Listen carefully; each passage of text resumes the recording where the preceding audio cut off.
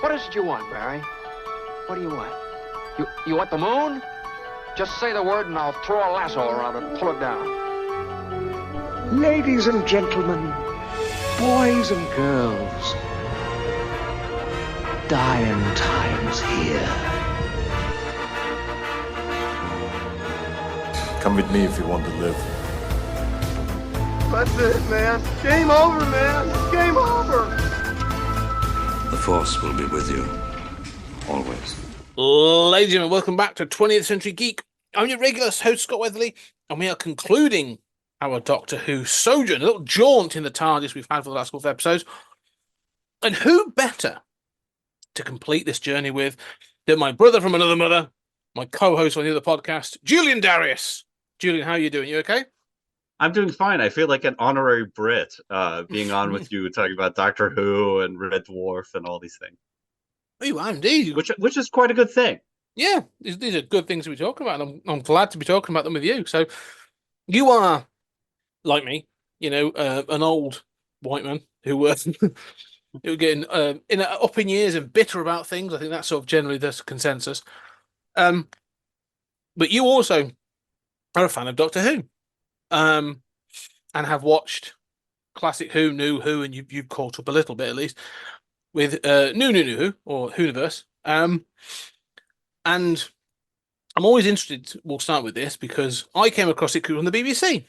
So as a kid, it was just on the television, so you got to see it. It wasn't readily available in the States. We talked about with Red Dwarf, like you came across it in bits and pieces. How did you come across Red Dwarf? How did you come across Doctor Who? Well, all I can say is thank God for PBS. PBS is wonderful. And PBS would air BBC programs late at night on like Saturday or something. And I would always tune in. And that's where I don't even know why. Like, why was I watching so late? What kind of nerd was I, at like 14 or 13 to be watching PBS late night, But there I was, and all of a sudden, like Red Dwarf would come on, and I'd be like, what the hell is this? Like I have no idea what I'm watching. And Doctor Who would come on, and they would play, especially Fourth Doctor episodes. Mm-hmm. And, I at the time, I wasn't really in love with it. The one thing that I really remember that made an impression is, they were running down corridors. And I remember thinking, wait a minute, like on this space station, all the corridors look the same. And then I thought, oh, right, that's the same set. They're running down the same corridor. I remember that distinctly from being a kid and realizing that. And I sort of like didn't get it. Like I didn't get Red Dwarf at first either, but I loved how bizarre it was. I didn't love Doctor Who at first. I thought it was a cheesy, science fiction thing, and I didn't really get the key elements. And it wasn't until later, as I started watching some of the classic episodes, and then in early New Who, under the Tennant stuff, was when I really jumped back in and just started rewatching. And I would rewatch classic Who season by season, and just track this stuff down and do my best to watch all of it, which I never succeeded doing, but I did a decent chunk. Yeah. Yeah, I mean, it's not easy. I don't think it's even possible anymore to watch every episode because many of them are still lost, and they're even still now working to animate some, as we did for our Stories Outside of Space. We did that for the second Doctor. It's true. I mean, were they showed in order? Not in order per se, but because the classic Who were serials. It was sort of like there'd be sort of like part 1, part 2, 3, part 4 up to sometimes part 6. So did you get to see those, or was it even weirder where you'd be like, that cliffhanger I just saw does not relate to the episode I'm now watching?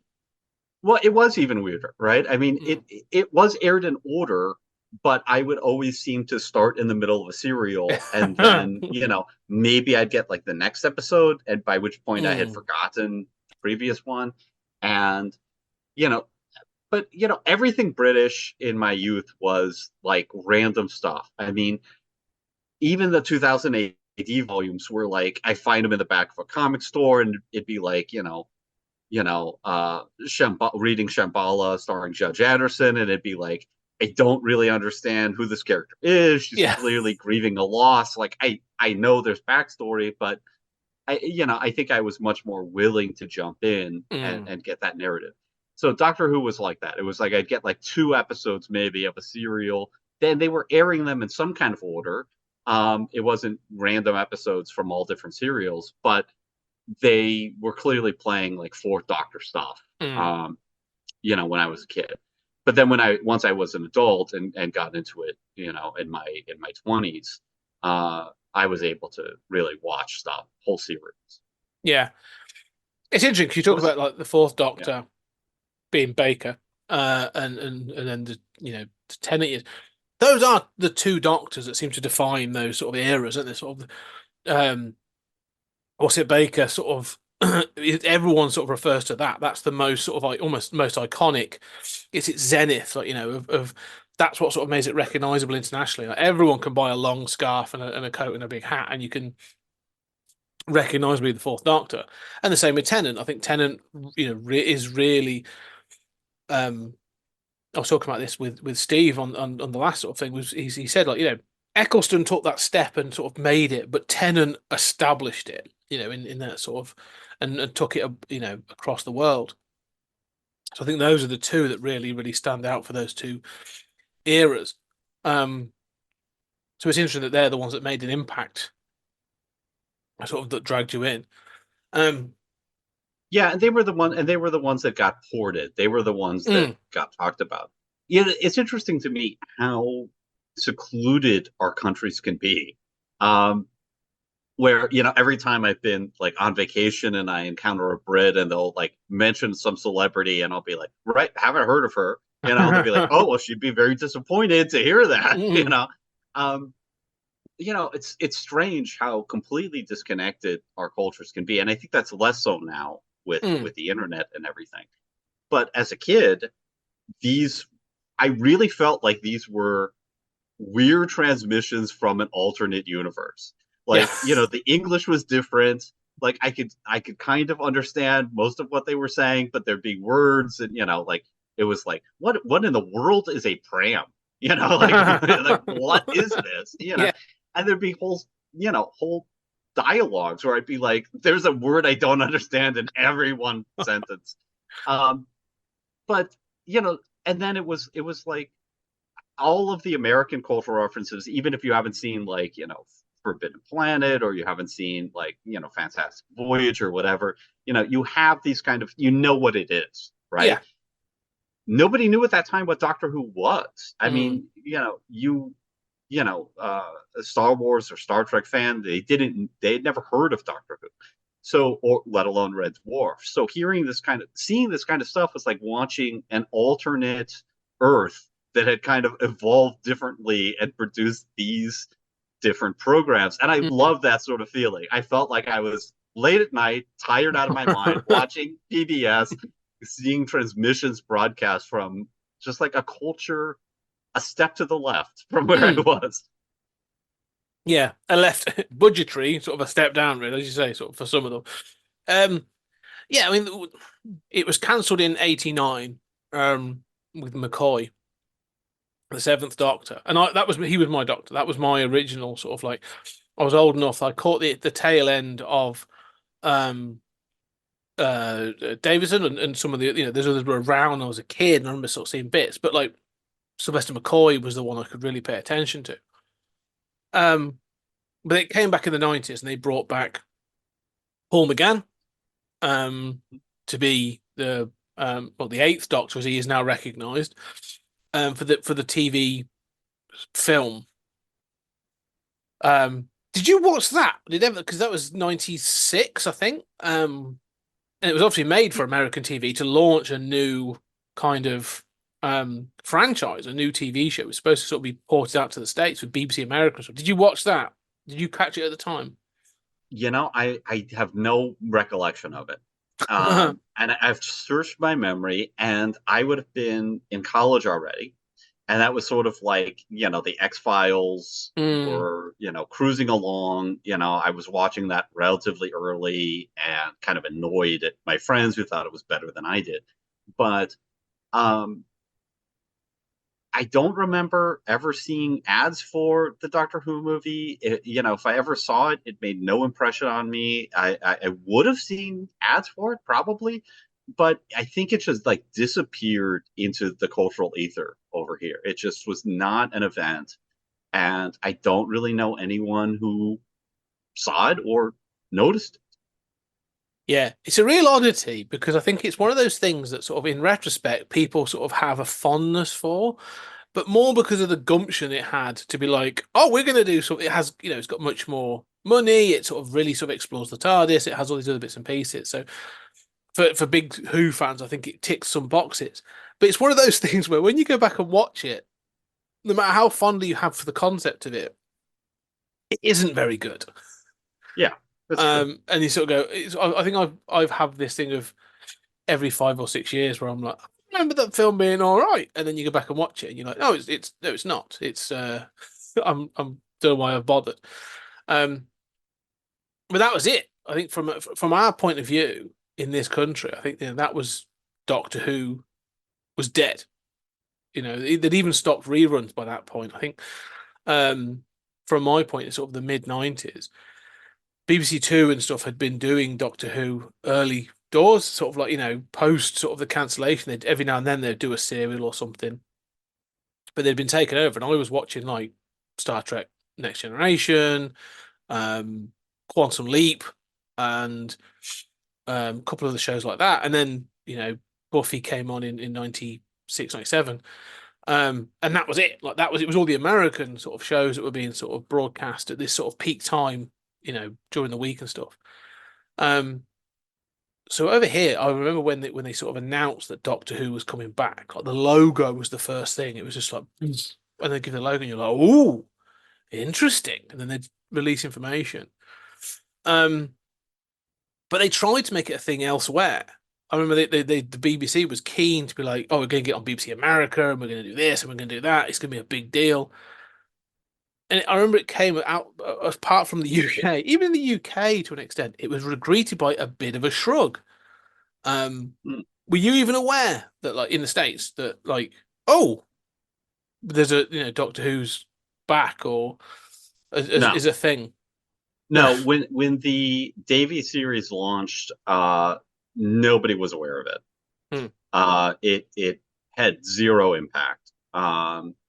And I mean, at that time, I was reading, CBR and Bleeding Cool, and sort of Hmm. like comic book websites regularly.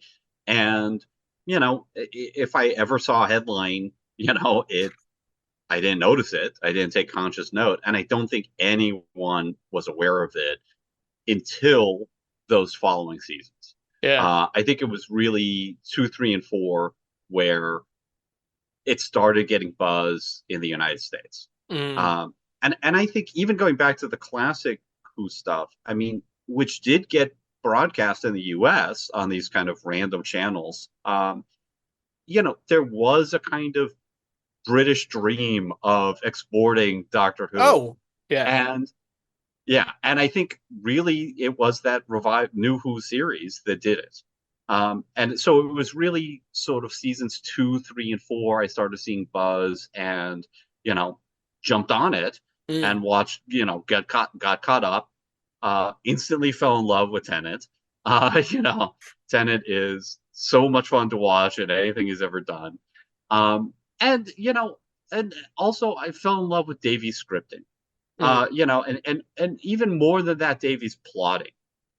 That I understood what Davies was doing. I thought it was so smart to start with Eccleston and show that regeneration, put yourself, have an audience identification figure with a companion, which had never been done before, and and really introduce elements one at a time and kind of roll this out as if it's really a new show that's designed for a sort of international audience in its DNA.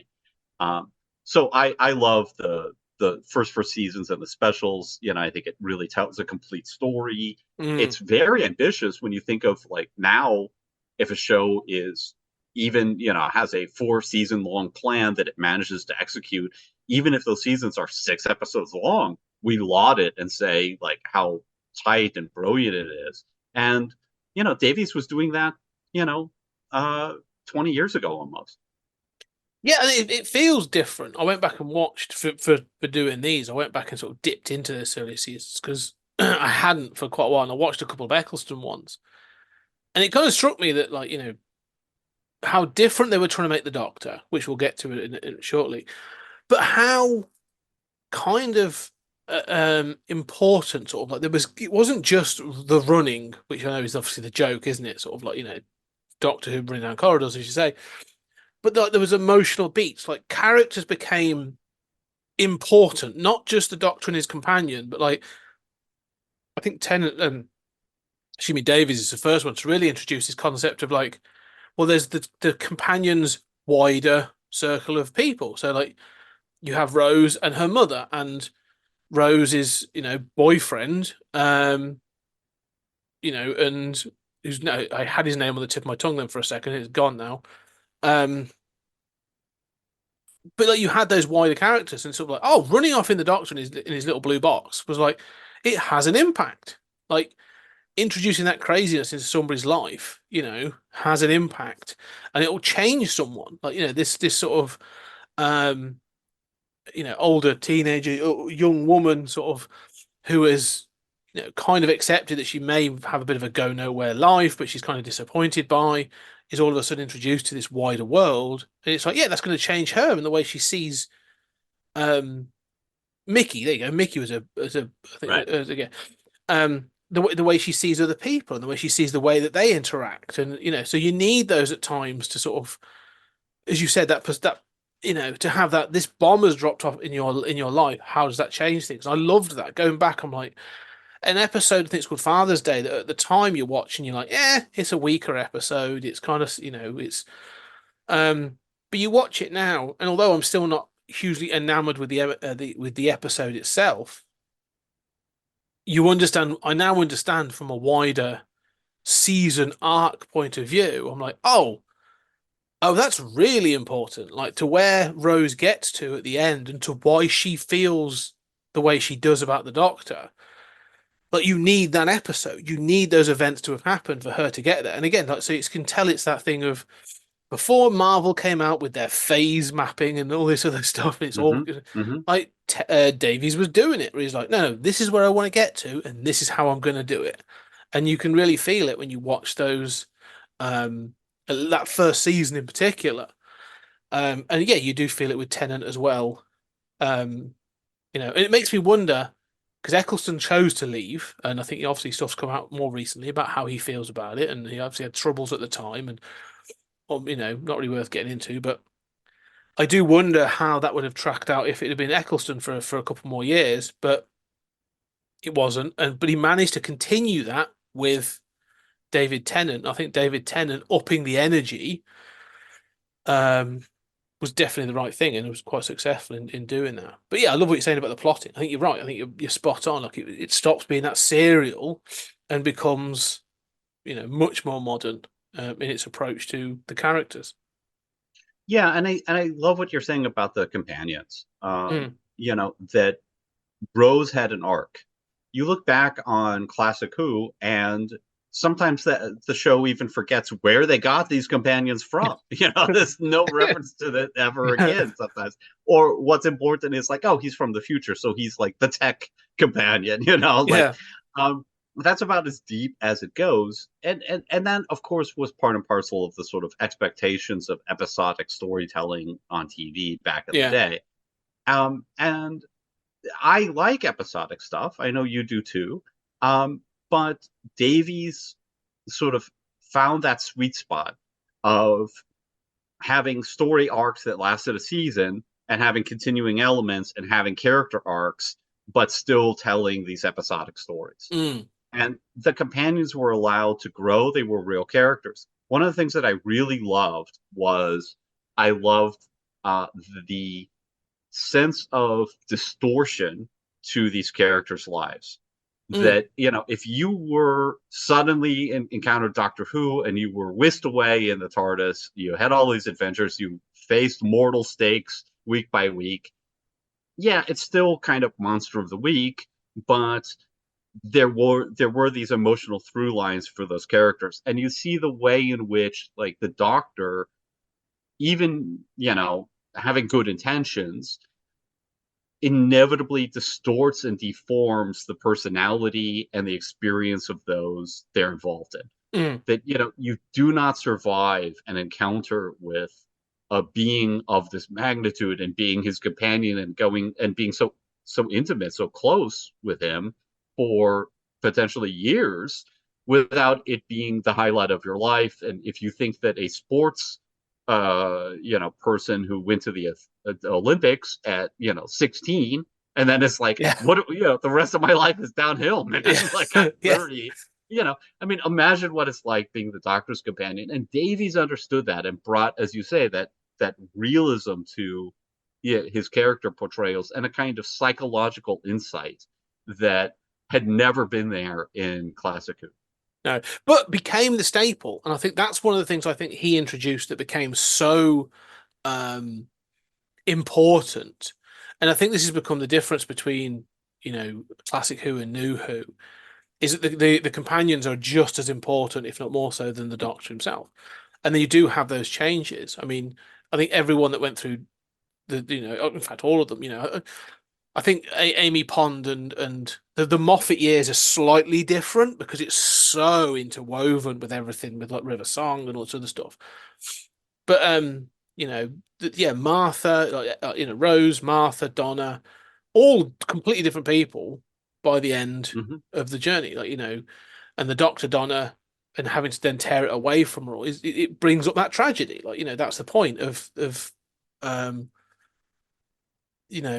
and I think you're right. I think Davis did that incredibly well. The farewell with Rhodes at the end of the second season is heartbreaking, and it doesn't totally make sense, but it's close enough. It's way better than the stuff that we're accustomed to these days. Yeah.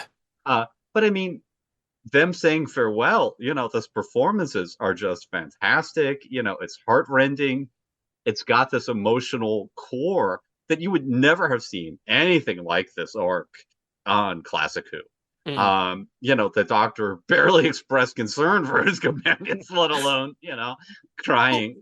What's interesting about that, you are right. And I love, when we went back and we watched those Classic Who for Stories That Time and Space, I think that was some things we noticed. It was sort of like, they tried to have, I can't remember the character's name, but there was the young lad who, when he died, and they sort of like, it's emotional, but like almost in a passing, fleeting kind of way, where it's like, companions died, tragic, move on. It doesn't work like that anymore. I think they were moving towards that. I mean, if you go back and watch the Sylvester McCoy, the Seventh Doctor with Ace, like there's definitely that sort of like more of a mentor role of him, guiding her, and she calls him Professor, and it's that thing of trying to teach her to be better than she can be. And I think that mold was taken and jumped upon and sort of extended much, quite skillfully by Davies. But I also think you're right about the Doctor. I think the Doctor was beginning to change with those later iterations. I think they reached the zenith of sort of like a certain type of Doctor with Tom Baker, and then he was becoming something different. And by the later Sylvester McCoy areas, it's like, this is we're looking at a slightly different Doctor. He's got to sort of not mature. That's the wrong word, but we want to go in a different direction. Like we've got to change the character a little bit. And I think that was again, they were really facing into that with the new Doctor. One of those big changes is it is, a much more working class show. The Classic Who, I mean, you're launching in 1963, right? It is a much more aristocratic Doctor, Yes. And it is a much more sort of like aristocratic show. We're going to give you your sci-fi, and it starts alternating educational, supposedly serials with historical serials with sci-fi stuff. So it's like, okay, kids, here's your candy, here's your quote unquote educational content. But all those original characters are like a teacher, a grandfather, and I love the first Doctor. I love his grumpiness. I love how alien he is in that respect. But as soon as Davy starts, Rose is obviously a working class character who's hard on her luck, never had a break. It's obviously designed to get a different kind of character, a different kind of viewer to identify with her. And even the Doctor, Eccleston is, Eccleston is Eccleston. I mean, Eccleston is anything but posh, This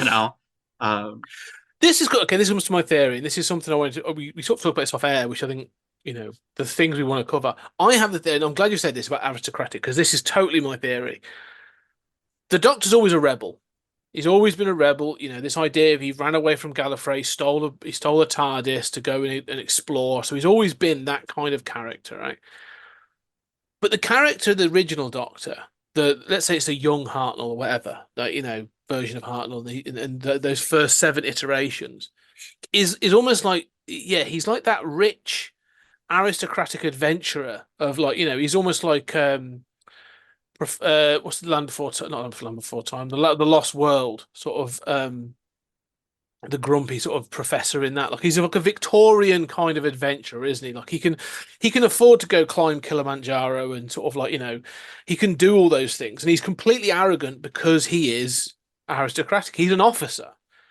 And he can afford to be eccentric because the rich can afford to be eccentric. Well, the thing is, but the rich are eccentric, the poor are crazy. That's right. The kind of thing.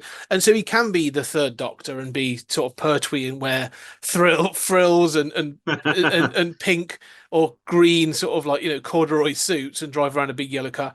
You can do that, and he can do kung fu and all this other stuff. Like you can do that, and you can get away with it because you're so confident in yourself as in an aristocratic view that no one's going to question you. Like he commands the room. And you are right, though. I think that that switch comes, but one of the reasons I kind of like what they did is they do make him working class. And you're right, Eccleston is never going to play. He's never going to do Bridgerton or a period piece and play sort of Lord whatever. Like it's just not happening. With the exception of Laird Destro in the G.I. Joe, which we will get to very soon. Yeah. But and then and I think Tennant continues that with that sort of the Cockney sort of London sort of the mod suit and the long coat and the sort of the plimsoll shoe, the pump shoes and all that kind of stuff. It's kind of going for a look, and it continues, and then you have. But I think it creeps back in.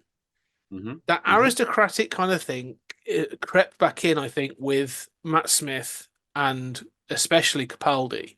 Capaldi, yeah. I see Capaldi more than Smith. Yeah. Well, Smith sort of, to me, is almost like he's the mix, he's the bridge between the working class and that thing. I can see Smith is because he still wears bow ties are cool and all that kind of thing. Like he can still get away with it, but he's not working class. I mean, I think Matt Smith cuts a fine figure. I could imagine the way I would put it is, can I imagine them in a period, can I imagine them doing their Doctor Who in a period sort of setting? And I believe that Matt Smith, although he's all energy and limbs, could sort of you could put him in a suit and he would fit into a period setting. Capaldi would most definitely fit into those sort of environments, but he gets called out for it, and this is what I love about it. He's slipped back into the old ways of the Doctor, and when he meets Danny Pink, who is the math teacher, who's a former soldier that we know has killed people, and sort of they have that thing. Danny Pink calls him out and is like, "Yeah, this is a killing officer. He thinks he's right all the time, but he'll be willing to send anybody into the breach to for the win, but he uses cannon fodder." And it's kind of interesting that gets called out, that Moffat is going to call that out and be like, yeah, this is what the old Doctor was. And then, and that's why I kind of like that Capaldi has to face up to Hartnell in those final moments of his regeneration, where he's like, you've got to let go, and you've got to completely let go of being who we were, and then becomes Jodie Whittaker, which is why I think that was important to have that transition. So to me, I think it holds together that he is this aristocrat. And I'll just say one of the things just for you to comment on, because I think that working class thing comes out of being, it all holds together. I've got his head canon. It comes out of him being the war doctor, having gone through the time war and all this other stuff. He comes out being like, I can't be, I don't deserve to be that aristocrat anymore. Like I don't, that's not, I can't be that anymore.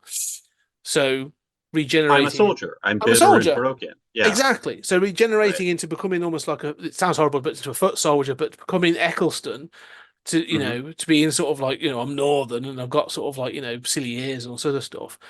He becomes a bit of a cheeky chappy. He's like, I'm one of the, in the trenches kind of deal.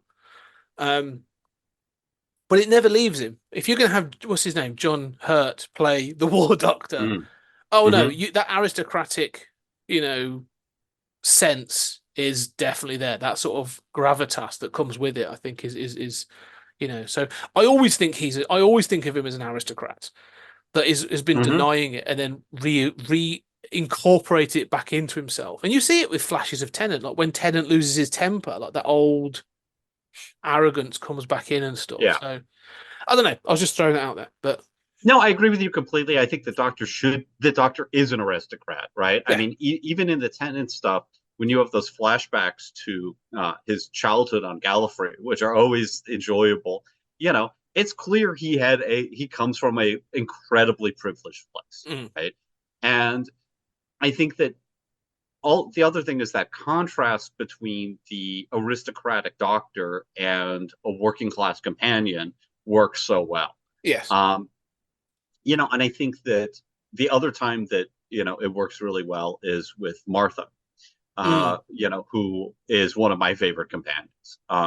Especially playing off the Rose thing of a more unrequited kind of love. But she comes from a very different place too, and I think these contrasts are important. And I think Doctor Who, talk about like the Whittaker years. I mean, not to jump ahead, but I mean, Doctor Who is at its worst when it doesn't underline these differences and use them to play the characters off each other into stark relief. And in Classic Who did the same thing, where it's just they all kind of become cardboard characters, right? But at its best, Doctor Who has a sort of ideally an aristocratic or a like Matt Smith is sort of like an aristocrat fleeing his responsibilities. The young aristocrat, it's like, I like fast cars, and bow ties, and, and I'm vacationing in the south of France, having adventures, he's got that feel to him. And he's lost some of the pain, of the Time Wars kind of stuff. But I agree with you. I think that essentially the Doctor is an aristocratic figure, and I like him having a companion. At least if he's got multiple companions, he needs at least one who is a hard-bitten working class, companion, who does not have some of the same illusions. Yes, right? And that's important. That's important because I think that's why he chooses Rose. And I think somebody. I don't think it's an accident. I've always thought this because that thing he opens the doors and it says "run" and it's the Autons, the plastic mannequins, and I still love that episode. It feels like she's chosen because of that. Like she's going to keep him grounded. And again, like you get that throughout. Like you're going to get companions. So you say Martha does the same to Tennant. She sort of like calls him out repeatedly for being like, you can't do that. That's ridiculous. And I'm not sorry to say that. The fact that she ends up with Mickey and he becomes a key part of UNIT, I think is cool. The fact that like they're like, oh no, she went off and became important is good. But the same for Donna. Jump through like Donna Noble again. You've had the unrequited, you've had the sort of the young love, you've had the educated, intelligent, equivalent. She's a doctor. She was trained as a doctor. She was willing to stand up. She was his, intellectual equal in many respects. So you then get Donna, who's just sort of like, I'm caught, I won't say older woman, but like a more mature, confident woman who learns compassion. She sort of learns to sort of rail herself in compassion, but also like is good for the Doctor, because she lets him, you know, she'll call him out again for being a prat. Like and that's why I think those specials, and again to say, well, we'll get to family, but go on, you were going to say then. Well, I mean, Donna is my least favorite companion of the Oh, okay. three Davies companions. But at least in those years, and Davies was so good. I mean, you could feel the budgetary limitations, right? Yeah. But it was so clear that not just the heart, but the intelligence was there. And when you see these were clearly conscious choices, you knew what they were going for with Donna. Mm-hmm. They're trying something different. And what you're talking about how she was an older, more educated, confident woman, that was very different than Rose. And they played off those differences. That was part of the core of the show for a year, and they didn't just leave that on the table, and say, well, we've cast somebody different, because we're always casting against the last one, and that's it. Now back to the normal adventures. I mean, they played off those differences. They were trying something different. You knew what they were doing, and they made it a key story element. And so, I really feel by the end of the Davies years, like we've had a sort of, 4.5 season sort of masterclass in how to plot a running show, how to keep the continuous elements from overwhelming the main plot, to keep that sort of wonderful middle ground between episodic and a continuous narrative. And there are so many episodes that show like what happens to the companions after they leave the Doctor, and it's not good. Yeah. And but it was an intelligent show that asked those questions that when it would be in those kinds of moments, it would imagine in that very Shakespearean way, what would this be like psychologically for this character, and let you really inhabit that character's interior space. And that was true even for the Doctor dealing with the Daleks. You had a sort of psychological realism that I think showed that the show was trying so hard to be good and trying so hard to be intelligent and good and smart and hit that American audience through quality and ideas, even if it didn't have an American budget.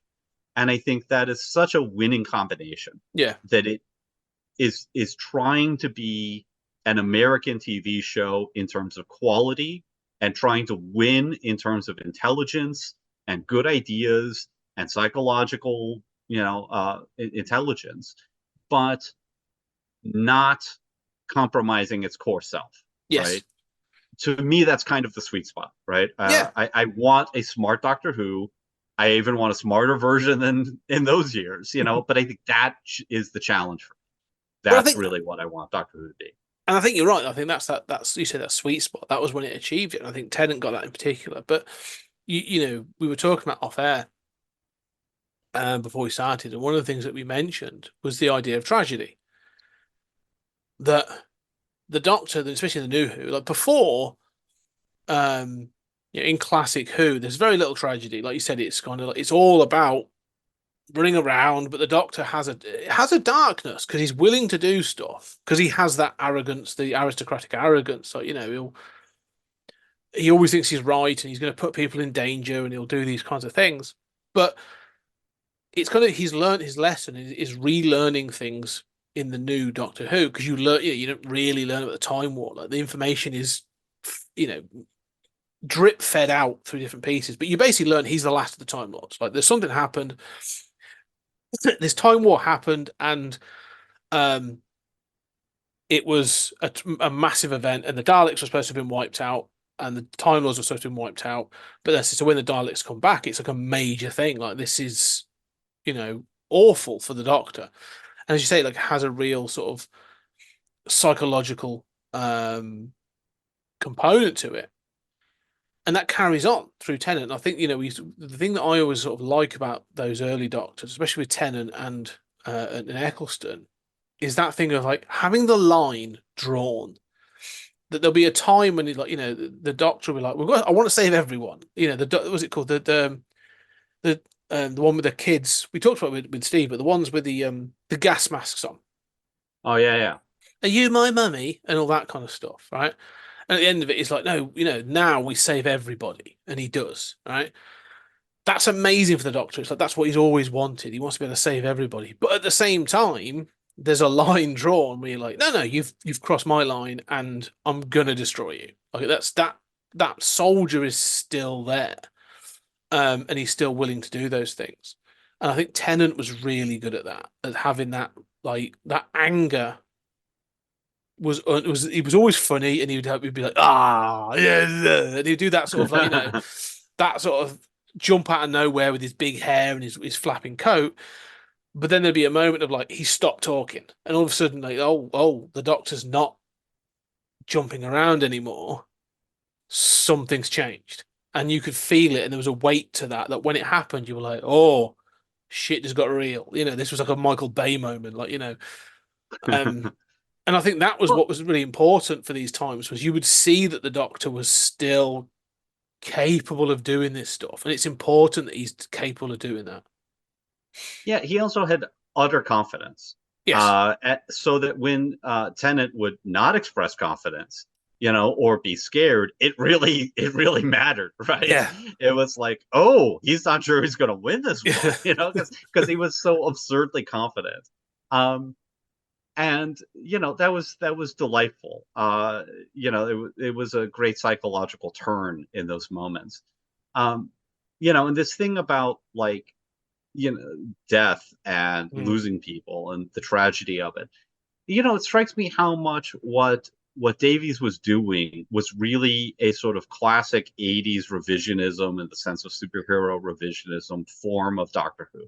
That he was asking the intelligent questions of sort of what happens to these companions psychologically as a result of this experience, what happens to them afterwards. In every Doctor Who serial, almost everyone, multiple basically red shirts are killed to dramatize the threat, right? Yeah. So if you're with the Doctor, both the Doctor and his companions are watching apocalypses unfold and people dying in front of them left and right.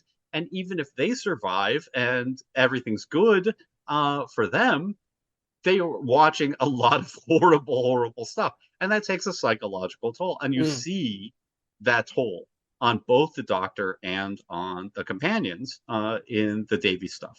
Yeah. Maybe not perfectly consistently, but it strikes me that it is a revisionist work that's asking those questions. If the Doctor existed from the classic Who, what would it really be like? What would be these psychological ramifications? In the same way that 80s revisionism was asking that about superheroes.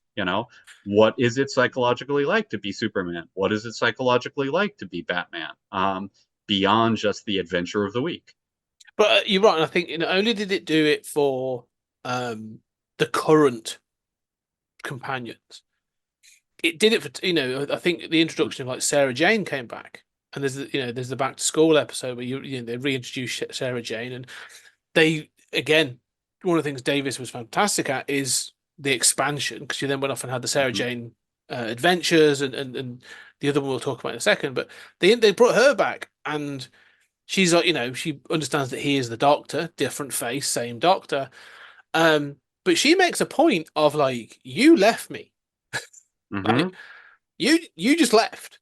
Like, how do you deal with that? I remember, I can't remember the exact words, but she basically says like, I didn't deal with it for several years.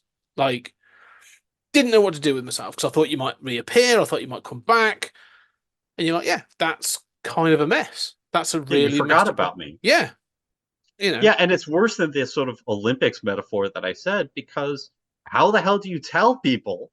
Like I was on Mars. I saw aliens. Everybody. The other thing of the Tennant years that we should mention is that aliens arrive on Earth for the first time, in openly, and that is a key departure from the original series. That I think it's amazing how few people mention that the original series is basically set in our universe, right? It's set in our world. It's supposed to be recognizable. Yeah. And really, Davey said, it is ridiculous that the aliens are behind the Loch Ness monster and all of this stuff, and UNIT knows, but really the general population doesn't know. There are flying saucers everywhere, right? At some point this is going to get out, and he just goes balls to the wall with an alien invasion. The whole world knows. Fundamentally, the timeline is altered, and you're in a science fiction version of Earth for the first time. Yeah, and I like that. I actually thought that was a great step of all of a sudden, it's not just confined to a quarry in somewhere in Norfolk. It's going to be, it's going to be out, which is about. Where aliens, to be sure, the Satarans and lots of aliens, they all want to go to prison. Let's be crystal clear. The entire universe, they're like, where are you vacationing this year? Northern Wales, I think. Yeah, that's it. It's any quarry or small wooded area that's not near a populated area. And I think you're right. And I think but to expand that was a good idea, but it allowed for. I don't know if you know this, but Scotland is mostly just secluded houses that have been rented out by aliens. It's 80% that at this point. Oh yeah, that's right. That's the SNP vote is mostly for aliens. But the thing is, by doing this, by expanding the world in this way, it allowed for things like the Sarah Jane Adventures, but also Torchwood. Because it allowed for those spin-offs. And again, like you say about the companions, one of those fascinating characters is Jack Harkness. Comes in as this sort of like time-traveling adventurer, roguish character who's all kind of things, and becomes over time, becomes a much darker, more serious, kind of broken character. It's like, because of, and it's Rose's fault, she brings him back as Bad Wolf and makes him immortal, where he's like, yeah, I don't know if I'm going to die anymore. Like, I've died 1,000 times and I keep coming back. And so, it has an impact.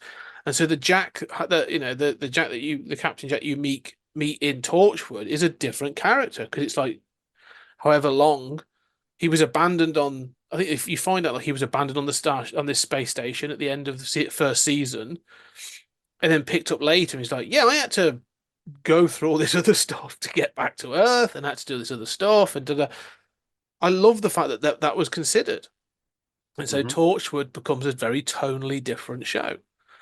Well, and before River Song, which deserves praise, Jack was the face of Bo. You saw there was this long continuity that wasn't going to be presented in a chronological order from the viewer's perspective, which I've always loved in a time travel show.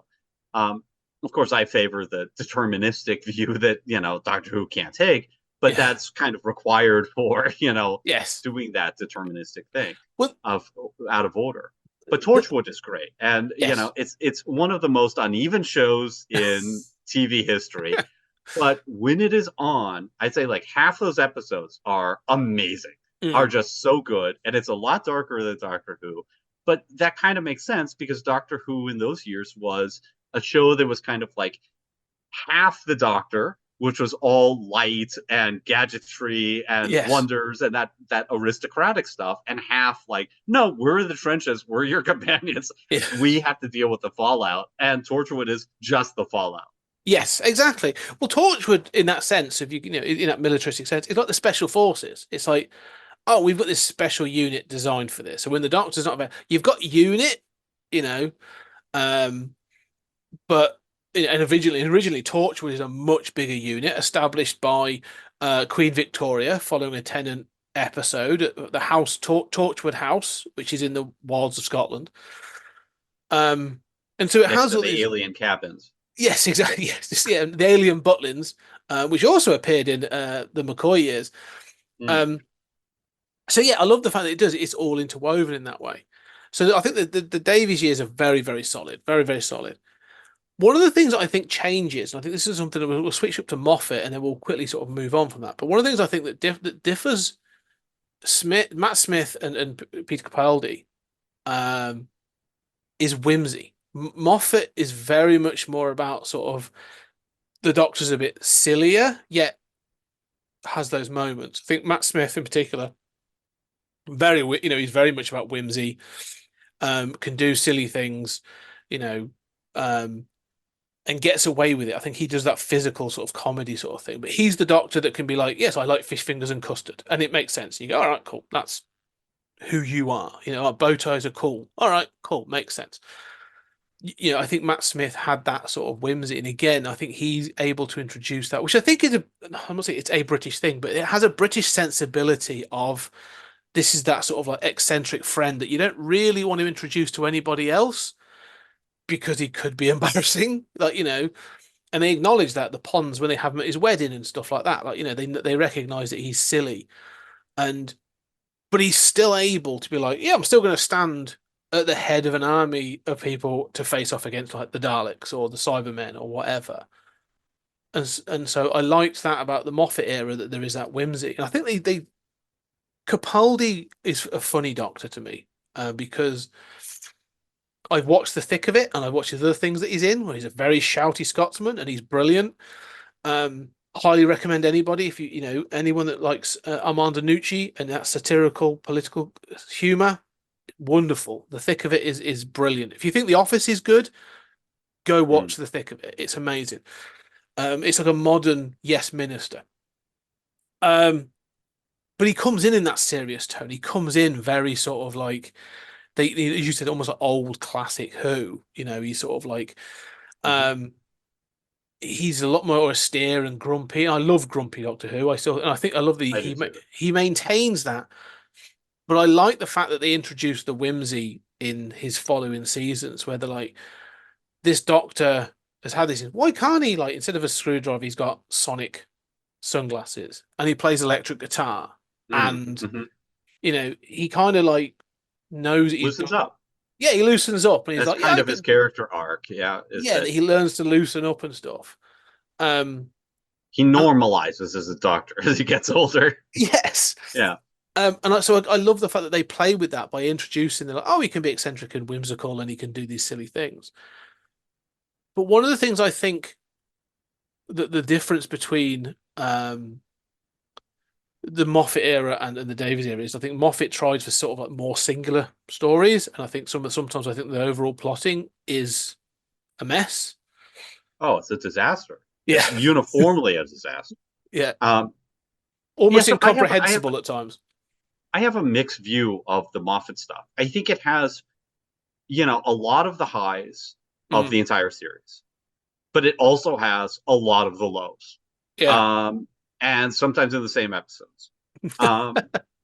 In a baffling ways. I mean, there are so many, especially from the Matt Smith stuff. There are so many wonderful sequences, the TARDIS blue envelopes in the cafe, and and all of this, the Impossible Astronaut. I mean, the silence, all of this stuff that is astounding science fiction. Great stuff. You got River Song coming back heavy, all of that's great stuff. And yet, the fundamental problem of Moffat is that he cannot answer any of his own questions. Yes. The silence, that his first season is a disaster. It doesn't make any sense in the conclusion. None of it is resolved. None of those questions are answered, nor will they ever be. And then, the next season is sort of the death of the Doctor, which is great drama, but then is resolved in this very Deus Ex Machina kind of way. And now the Doctor is hidden and he's erased all records of himself. Well, how did that work? You still haven't answered the silence problem. Then, he sort of is not known for a little while, and then they just kind of forget that. Yeah. And so by the time you get to Capaldi, I think the show is already disaster. It's just a rubble of a mess in terms of continuity and what the show is about. Now, I will say, Amy Pond is probably my favorite companion. And I think the first Moffat episode of his tenure as showrunner, of the girl who waited, is one of the best episodes of the show. And Amy Pond has a story that's sort of like using time travel to establish that she's seen the Doctor multiple times. He's this. It builds the Doctor up even more than the Davies years did. And Rory is painfully bad as a character. He's just the loyal husband. The whole like waiting thousands of years in Roman garb is horrible. But I mean, this is the ups and downs of the Moffat stuff. It's like great ideas, very introducing a lot of postmodern elements. With I mean, he's the one who did the statues, Weeping Angels. And that kind of comes back with the silence, this sort of like brilliant postmodern stuff that he would do. But as time goes on, he sort of uses the timey-wimey nature of Doctor Who as an excuse to never resolve plots. And as those plots kind of build up, the show really becomes unrecognizable. Yeah. And so by the time you get to not Eccleston, by the time you get to Baldy, Paul, sort of like a reset. All that stuff is just kind of forgotten. Yeah.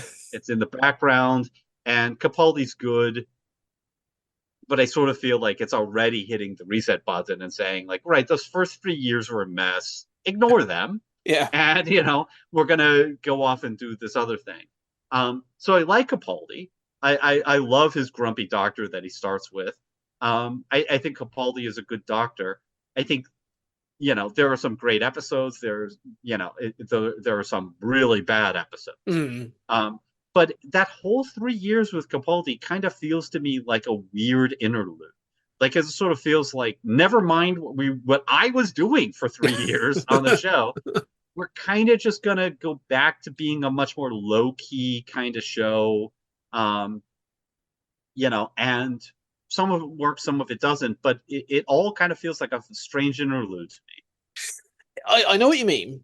I think it's because the Matt Smith became so expansive. I was going to say epic, but I wouldn't say it's epic. It's expansive and so convoluted in its own plotting and its own timeline. So I have seen the Matt Smith era several times. I've watched it through 3 or 4 times. I still cannot tell you the timeline plotting of the Ponds. Like, I don't get it. I still can't fully get my head around it. So I'm like, all right, doesn't matter. Timey-wimey. And I agree with you. I hate that phrase when it's like, it's the Deus Ex Machina. Like we can just pass it off and move on. But with Capaldi, I love the Capaldi years. I think Capaldi is one of my favorite Doctors because he's the grumpy Doctor and he does these silly things. I love the fact that he has this thing of like almost like age blindness with Clara, where he's sort of like he compares her to like an old woman. He's like, well, you clearly look exactly the same. Like I don't, he's alien again. Like he's kind of distant. And you get things like they'll go back to the humor. They're able to sort of have this thing. And one of the things I like about Capaldi being Capaldi, because you've had several years of, and Eccleston was sort of like, let's say if Eccleston's at a 7 in energy, you've been increasing, because then you'll get like Tennant, who's like an 8, 8.5, and all of a sudden you get Matt Smith, who's like a 9, and he's up there all of a sudden. He's just whoa, fezzes and bow ties and all kinds of stuff going on. Energy. Moving through the TARDIS, throwing junk out the front door, right? Like, exactly. Cartoon. Yeah, exactly. So you've had this sort of energy increase, Doctor after Doctor after Doctor, and then Capaldi sort of like brings it right back down to that sort of like 6 or 7. Like the energy's much lower in the sense of like he's not going to do those crazy things. Like he's an older, more sort of like, what bloody hell am I doing that for? That's ridiculous. He's a bit more sort of commanding, and he's back to that being that aristocrat who's going to walk into a room and do things. But he will loosen up, but his energy never gets any, doesn't get up ridiculously high. It wavers till around that Eccleston kind of level. And what that allows for, which I think is interesting, is Clara gets to develop as a character. 'Cause I think she's really flat Clara is one of my least favorite companions because she just replaces the Ponds and becomes this new one for Matt Smith. But it's sort of like, I know we're done, so we're just going to have a companion. Like she has to be there, so she doesn't really do a great deal. Well, But she's introduced with, after the horrible farewell episode for the Pawns, which is just abysmal. She's introduced with all the mystery, right? Yeah. But Again, then that's not important. no, Right? she becomes like the impossible girl and all this other stuff. But like she becomes like this mystery. But it's important. It's not really. I don't think it's very good. But with Capaldi, she becomes this. She becomes a companion more akin, I would say, to Rose in that she's almost like addicted to the adventuring, and so she's trying to live this double life, and so you get to see the conflict between she's trying to date Danny Pink and live the life with the Doctor. She wants everything, but she ends up lying to both of them and all this other stuff, and it becomes kind of interesting. If like again, this can really mess up your life. Being a companion can be a bit of a mess, and the consequences of that. And the Doctor's just indifferent to all of this. Like, he's like, oh, why the bloody hell would I care? But I care about you, but not a thing. But it allows her to have room because the Doctor's not running at 9. So she can have room to grow. And it gets back to that thing of the Doctor and the thing of having that conflict. But it kind of needs the energy, and Moffat introduces a character which I adore. I think it's is it Michelle Gonzalez or Rodriguez? I forget her name now, but Missy. And her version of it's the Master, but she introduces Missy, and she's up. She's like an 8, so she's up to that level where she can be mischievous and funny, and you're like she commands the screen, and she's brilliant. And again, you're like, oh, like they've got different levels of energy. They can do different things, and it's kind of like it's interesting and weird and stuff. And it has one of my favorite.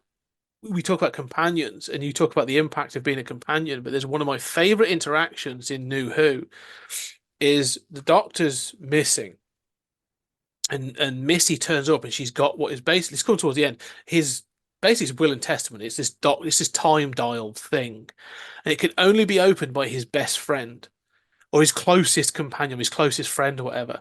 And Clara goes to open it, and it electrifies, and she's like, "Oh bloody hell!" And he's like, and Missy's like, "What are you doing? It's not you. Yeah. You're a companion. Like I've known him for like thousands of years. Like we grew up as children. Like I am the closest thing he has to a friend. Like it's not you, you fool. Like you're 10 a penny in the grand scheme of things.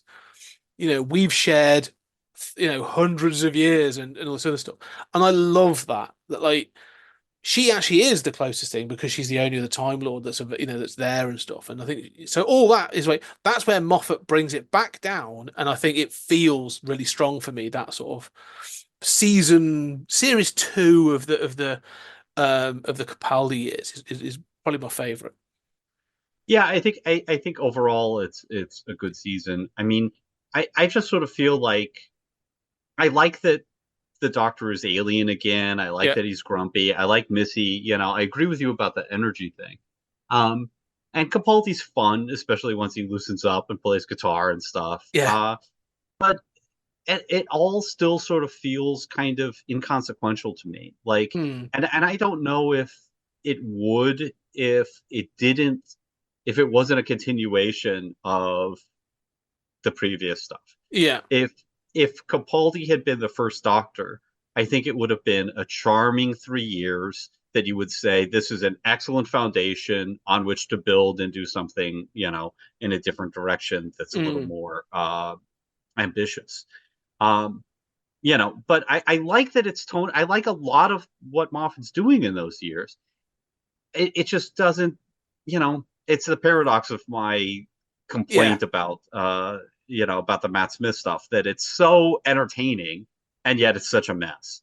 And then it's sort of dialed back and it's very entertaining in some episodes, but then, piss poor in other episodes. And the Doctor's dialed back and everything's doing, it's like checking a lot of the boxes that I want. But I think it would have been a great 3-season sort of opening for a show that then kind of takes off in its fourth season or something. Yeah. But it's coming after this other stuff, and it's sort of like, well, the continuity is a total wreck. These are not bad seasons, but I don't know what they're doing for the show. Yeah. No, I agree with you saying there's no progression of the overall experience of Doctor Who. I get it flatline's probably the wrong word, but the peaks and troughs are smaller. But that's true. I still like it. All right, let's talk about Whittaker. Yeah. Okay. Yeah. So Whittaker. Yeah. So it's interesting because obviously I got feelings about Whittaker. I think it's disappointment. I think Jodie Whittaker is a great actress. I think she's done some fantastic stuff. If you've ever seen Broadchurch, or she's done a series of fantastic drama shows. So no qualms about her acting chops and even her performances as Doctor. But I don't think the Chibnall years are probably. You said about the unevenness of the Moffat years. I find Chibnall's years. I can't keep track of them, even in my own head. Like I've watched them at least twice, and I'm still like, yeah, it's one of those like when you watch something and then you think back on it and you're like, I'm not entirely sure what order that was in, even after I'm watching it. Like it sort of all happens, but it's such a mess that it kind of doesn't fit together as a jigsaw, if you know what I mean. Yeah, I kind of know what you mean. I mean, I think I remember the Chibnall years better than I do, the Moffat years overall. In terms of being able to place it all in order. The problem is it's not good. Yeah. So I think you and I have the same reaction to Whittaker, which is that I was excited about her announcement. I did not like the fanboy backlash against a female doctor. No. I thought this made perfect sense. I trusted Chibnall. I like Whittaker as an actress. But almost everything that can go wrong at Doctor Who goes wrong in the Chibnall years. And, you think coming off of this 3-year sort of like toned down interlude, which kind of made no sense to me because it was really in the Moffat years that I started hearing random Americans at cafes talking about Doctor Who. And so this show that I had sort of come in and out of since I was a little kid watching PBS, all of a sudden I'm hearing like 20-year-old girls talking about it, and like people in high school are like in love with Matt Smith. And I'm like, oh my God, like the Doctor Who has broken through in America. And then we have this sort of like weird 3-year interlude. And I would think after that, I get, Whittaker's casting, but you would think the number one thing you have to do is sort of reestablish Doctor Who and establish a continuity and make sure that your continuity is tight, everything makes sense, and we can relate to this universe again. And that's exactly what it doesn't do. And, that first episode with Whittaker is one of the worst episodes. It's so terrible. And then sort of like, I want to like it. So it's like the second one with the monument that keeps disappearing, and it's good. I like what it's doing, even though it's not that fun. And then, like there were a few good episodes. I mean, obviously Rosa is the standout of the entire Chibnall years, especially as an American, brutal to watch. It is, in many ways the most realistic depiction of, the South that I've seen of that era, where it's just a dystopian hellhole. And, that's quite right. But as it goes on, I mean, might have a theory about the Chibnall years, which is that first season did not do well and was sort of hated. And the first season is sort of Chibnall doing what he wants. And it's not great. It doesn't go over well. And he needed to have room to grow. He's not a terrible writer. Whittaker's not terrible. The companions are poorly chosen. Ditch the companions, reestablish, continuity and try to introduce some fun while keeping your core of what you're doing, right? And instead, he sort of is like, well, what people want is Moffat, fun. and they don't care about, the plots if they're really resolved. I'm just going to give them Moffat fun. Yeah. And continuity be damned, I just need the ratings. And there's a clear shift between his first and second season, where it's just starting to go for the fun, except the fun doesn't really work at, anywhere near the Moffat levels. But it still hates explaining a plot like Moffat did, So it's sort of like the worst of both worlds. And then you get that terrible third season, which is the continuing storyline with the Flux, which is like an abortion in slow motion. Just every episode is so painful. There are characters that don't need to be there, that do nothing. Nothing makes any sense. Half the universe is destroyed, and they don't even notice it at the end of the show. I mean, it's hard to imagine worse than that. It's one of the things we've talked about as we've talked about New Who is this notion of like the point of the relationship between the Doctor and the companion, that they have this purpose. In their best guise, they have a purpose for the Doctor, whether it's grounding him or giving him something to do. Something is there. They become like a counterweight to the Doctor. Okay, that's kind of who they are. I think one of the big problems I have with the Chibnall years is all of the companions are so disposable and provide no, because they've got their own story arc, but there's so many of them. There's like 3 or 4 at one point. There's like 6. There's like 600 companions. Yeah, they're all doing their own thing, and the Doctor gets lost in the shuffle, where you're just like, oh, okay, well, they're all going to do this thing. And so when you have an episode like Rosa, and you have which I think is a fascinating episode, as you say, the depiction of the sort of that era, but more so because you have this relationship of a what's it, Walsh, and I forget the actor's name, but the lad who plays the sort of the black lad. It's a grandfather and grandson kind of relationship, adoptive of them, but like they have this sort of like, they've obviously got the racial tensions, and then they've been introduced to the South in the 50s and 60s. You go, cool, that's a really interesting sort of dynamic of how each of them is going to be treated by the people in this era. Like, how are they going to deal with that? And they do have some of that. But then, like I say, each time as it goes on, you sort of like, oh, they've done their bit, so now they're just going to sort of like hang around and possibly do things in other episodes. And you say about the fun, one of the problems is because the characters have become established, or they've got to be there, they've now got the fam, which makes me want to put my fist through a wall every time she says that. It's like every scene, every episode, it's like, okay, well, we've got to give each of them a reason to be there. We've got to give them a purpose. They've got to do this thing. And so you end up sort of having to sort of, it becomes a team show rather than a successful sort of, science fiction show, because they all have to do something. So it becomes incredibly overstuffed. All that they're just running around, which becomes pointless. So yeah, I don't know. It really doesn't work. And they do the thing where they then sort of strip it down to just being her and Yaz.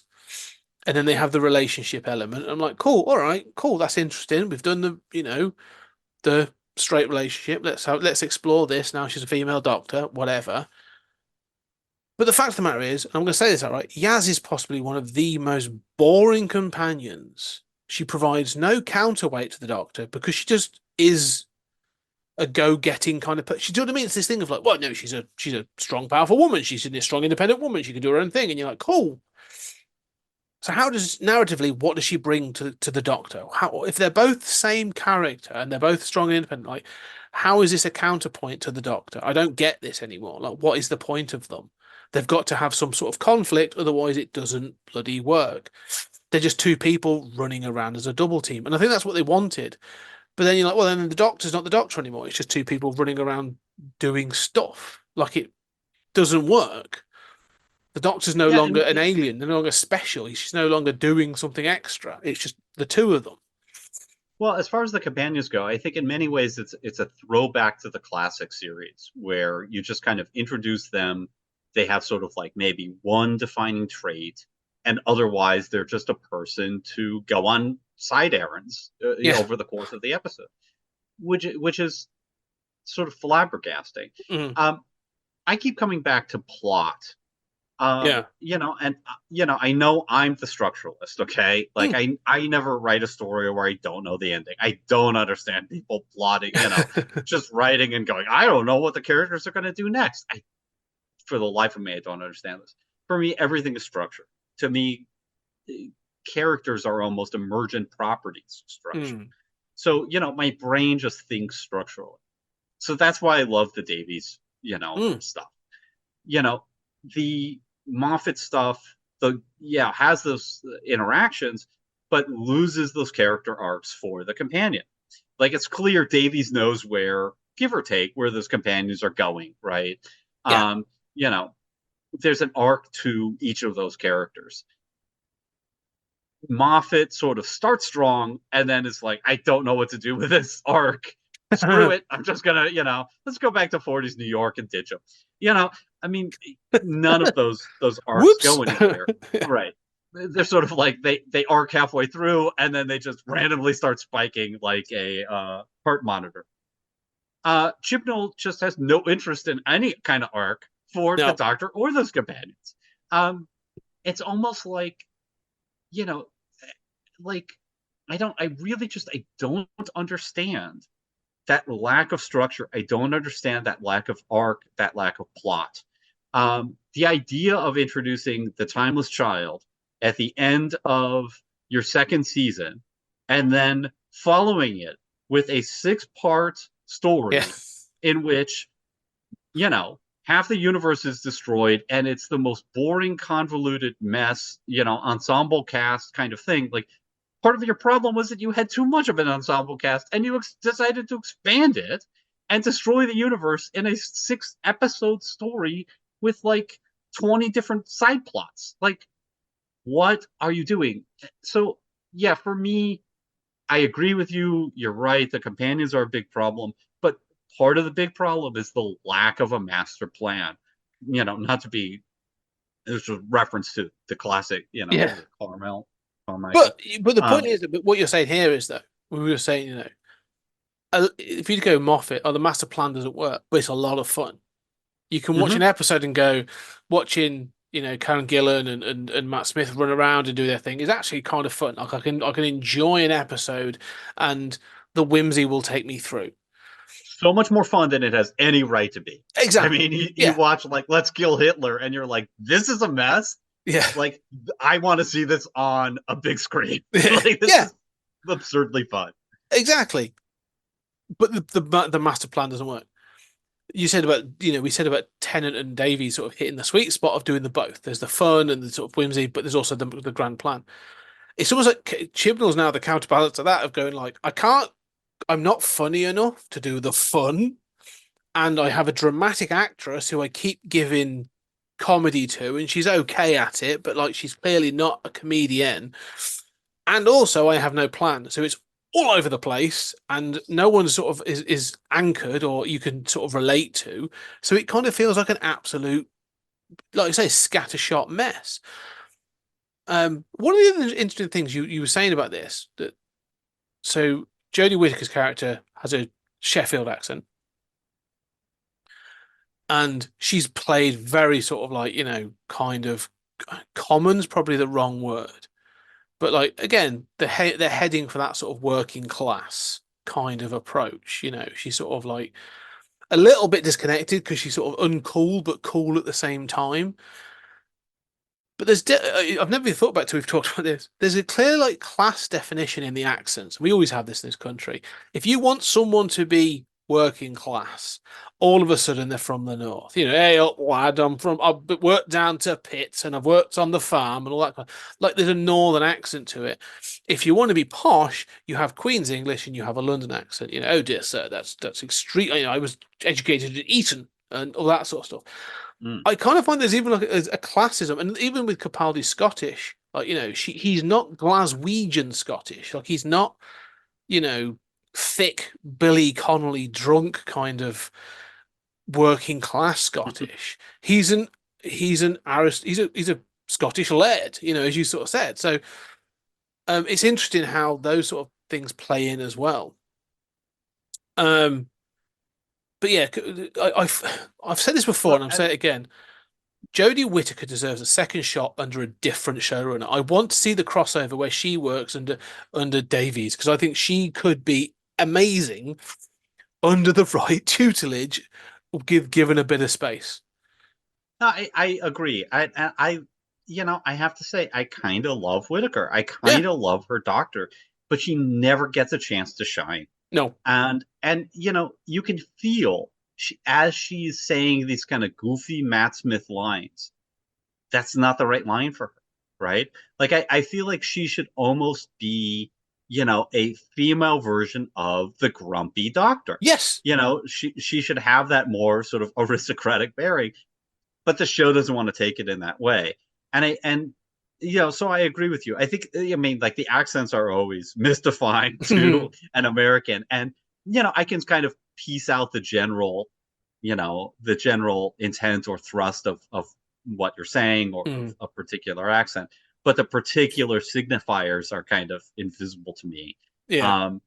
In a way that the show was still broadcast from Earth 2, it was just 20% or something. It's something worth thinking about, and maybe I'll think about more. But just for time, we want to jump forward. So we're not going to talk about the specials, the Hooniverse, but let's talk about Hooniverse. Tennant comes back. He does his 14th Doctor.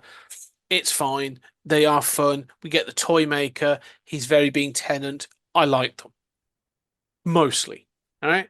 But me too. Let's talk about the third era of Doctor Who, because I do believe we are now entering the third era of Doctor Who. We're now entering this. They've re-engaged Davies. They're calling it season 1. We've had this bi-generation thing, where it's not a regeneration, it's a bi-generation. We now have a Doctor that has had therapy and has worked through all of his issues with regards to the Time War and everything else. And we have Ncuti Gatwa playing the 15th Doctor, and Millie, I'll say Millie Bobby Brown then, but she's not. It's Millie, I forget her name, unfortunately, playing Ruby Sunday. Millie Gibson playing Ruby Sunday. So you've now got this new Doctor. You've watched 4 episodes. I'm up to date. I've watched the 6. 6, yeah. But let's talk about this Doctor and what our thoughts are, because it's a different era. It's a different type of Doctor. But is it working for us? Is the key question. Yeah, in a word, no. Yeah, I mean, it is mind-boggling to me what a disappointment this has been. And I know, we're sort of not even done with the first season. I think the 3 Tennant specials are a mixed bag, but it's fun to see Tennant back. Some of them are better than others. I think the toy maker and the bi-generation is one of the weakest points. But okay, whatever. It's not like there weren't equally weak points in Davies' original run.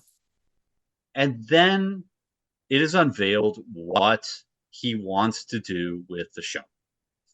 And I find it utterly mind-boggling, because what I have praised about Davies is that structure, is that sort of everything is so deliberate, everything is so smart, it's carefully considered, it's psychologically real, it's relatable. It really feels like every piece of that first Davies, 4.5 seasons is so consciously placed. And even if it's wrong, even if I don't like it for whatever reason, I respect the hell out of it for what it is consciously doing. I get what it's doing. I don't really get what any of this is. I get that it's supposed to be fun. Yeah. And again, I think he's a great Doctor. His performance is fantastic. He's bringing that level 9 energy, right?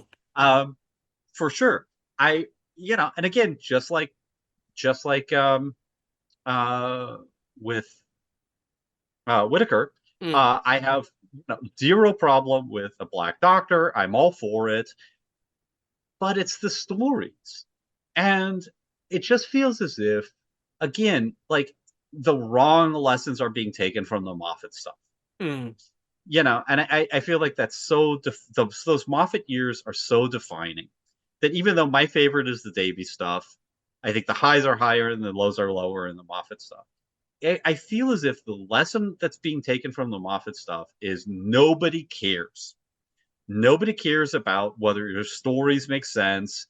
You can wave your hand and say timey-wimey in the conclusion, and suddenly, a TARDIS can split in two, and, the power of love, can infect the Dalek and make the Dalek explode in a supernova, and that was really a conscious alien, and then it looks like a rainbow because isn't that pretty? And, that's the end of the episode.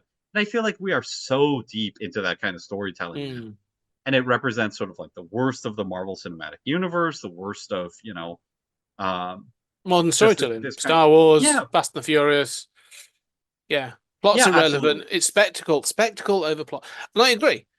I think you and I have spoken, pre-recording off air, sort of on different occasions. I've been keeping you up to date, and I think that I gave an awful lot of vitriol about Space Babies. Like, I was almost offended at how bad that episode was. I heard someone describe it as an unfunny episode of Red Dwarf. And I was like, yeah, that's kind of how it felt. Like it would be one of the sort of later episodes of Red Dwarf that isn't, but without some of the humor. Like it was, this is the kind of thing I can imagine. It would work on Red Dwarf, but it would work on Red Dwarf, exactly. It would be so aware of how bizarre it is having these babies talk and stuff. It would be a great Red Dwarf episode. Yeah, because it has that absurdity. And it's continued from there. I think I described to you like Maestro.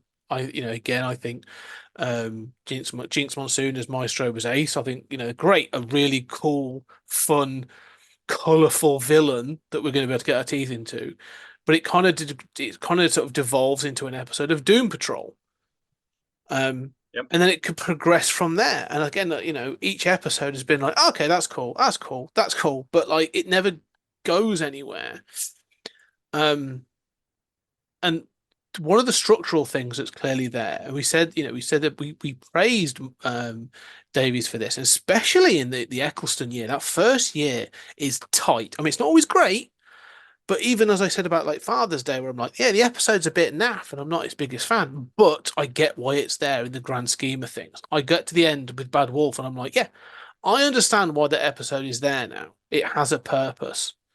I even get why all of those episodes are in that sequence and what they're doing exactly in that sequence okay, we've had a big episode. Now we're going to have a small episode with a companion. Okay. Now we're going to have the Dalek episode. Like Eccleston's mad. He's not the friendly guy, like you're going to see another side of him. Don't identify with him too much. He's still an alien. Like, I don't understand anything. But why is it in this order? The order makes no sense. It's almost haphazard. But the other thing is, it's gone from 13 episodes down to 8 episodes. It feels rushed. It's clear that they're setting up this greater expanded universe of magical characters, the whatever they're called, the Celestial, the Toymaker, Maestro, whatever's called, the He Who Waits, or it's the They Who Wait, whatever the fuck it is, that's waiting in the background in some part of space. And there's all these mysteries been laid, and the key one is, who is Ruby Sunday, this new companion? Like, she gets emotional and snow appears at times, and she was abandoned in front of a church by a mysterious figure, and so on and so forth. All right. Yeah, cool. All right, it's a mystery. So even that Christmas episode, which I thought was a little bit shaky, but I was like, cool, all right, we're setting up the mystery. I really liked Shooty in that episode. I thought he was great. He gave the good energy. I'm like, cool, all right, I'm all on for this. This is gonna be good. I'm 6 episodes deep, and I do not care about Ruby Sunday at all. I find her I kind of find her to be sort of like a presence in the show, but she's not a personality in the same way that Rose was, or Martha, or Donna, or even Clara. Like, she's not a companion the same way. They're just sort of like, she's just there. Like, she'll do things, but I'm like, oh, well, she's never going to be in any real peril because they haven't really put her in peril yet, so she hasn't had to be saved, really. And so, I don't know, like, I'm not saying she has to be a damsel in distress, but I don't see what purpose she serves as a companion. Like, The Doctor doesn't want to travel alone. All right, cool. So he has a friend along for hijinks and things. But we've seen in one episode he's just doing a scan of her behind her back. But that's it. There's nothing there to say that he's suspicious of her, that he's, keeping an eye on her, that he's kind of wary of her. That there's nothing. There is nothing between them, and she is nothing more than she's a MacGuffin. She is this season's MacGuffin, nothing else. Well, we've already seen this with Clara, right? The scanning the companion out. Is she pregnant? Is she not? Impossible child, or that sort of thing. Yeah. They made a bigger deal out of it. Yeah. I mean, I thought that Christmas episode with the goblins was an abortion. I just thought it was abysmal. And it gets worse and worse as it goes on. I like the musical interlude, I like musicals, but again, there's a wider universe here. Like, if you want to create a wider universe, set some rules. This reminds me of my pet peeve is one of my many pet peeves. I'm a very grumpy, Capaldi-like old man. Is the misuse of the term world building. So, what world building is sort of like imagine Dune, right? Where you say, okay, here's how interplanetary travel works. It involves this spice. Here are the various, guilds and the various, houses and groups. And here's how the hierarchy works. Here's how the technology works. Here's how the different cultures work. Those are all arbitrary elements, but there's a glue. There are rules to this universe. Star Trek has warp drive. It has the Federation. It has, you can't just have the next episode where it's like, oh, well, the Klingons decided to be our friends, 3 months after the previous episode where they're trying to kill us, because that's a friendly Klingon. Who cares? It's a fun. No, so world building is not like, oh, there's a celestial head floating in space, and that's a space station, right? No, that's an idea. That's not world building. World building is not, here's another team. Zack Snyder should listen to this podcast. It's not he does. Here's another arbitrary element, right? We know this.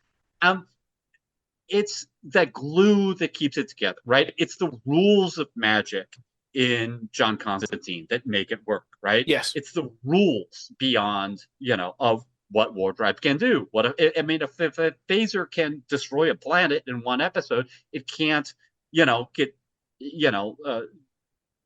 just not be able to penetrate the shields of a small freighter in the next one, right? You have to have these rules. That's what makes you feel like you're in a coherent universe that makes sense.